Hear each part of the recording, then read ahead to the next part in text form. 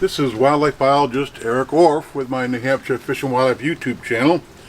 Here we are closing in on the wrapping up October here in New Hampshire, but just recently Chris Martin from the Hampshire Audubon. I've known Chris for, I'd say, more than 30 years, and some wonderful people that I've worked with over at New Hampshire Audubon in my career with the New Hampshire Fishing Department, and then afterwards with the National Wildlife Federation. But Chris Martin has kind of shepherded the bald eagle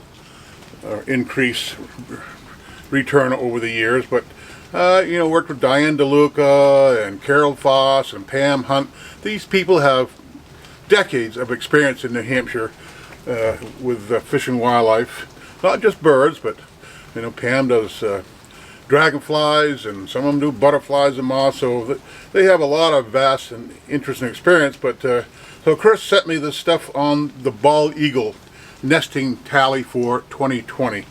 What a great year we had. So he said in 2020 we confirmed 75 territorial pairs of bald eagles in New Hampshire, up 4% compared to 2019. They documented 63 pairs incubating, up nearly 9% from 2019, and 50 successful nest hatch, almost 14% more than last year. They tallied 75 young fledged bald eagles. That was down slightly from 2019 when there was 81. And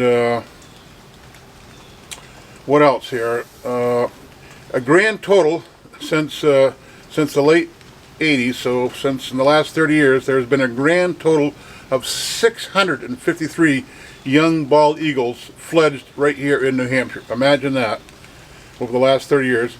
And more than a third of them, so over 200, have been in the last 3 years. Boy, I do remember back in when the bald eagles first showed up in New Hampshire. I was up north for whatever reason, and the Fish and Game staff got a tour of the very first bald eagle nest on Lake Umbagog in, I would say, the mid or late 1980s. And I remember we went up there for a boat ride and cruise kind of well distant from the nest, but we could see it. And if my memory serves me correct, I think it's something like the bald eagles that came back to nest on Umbagog nested either in the tree or in the vicinity where the last known bald eagle nest was some 50 years before. So they came back to roost where they had last been. But since then, the magic of protection and hard work has brought the bald eagles back.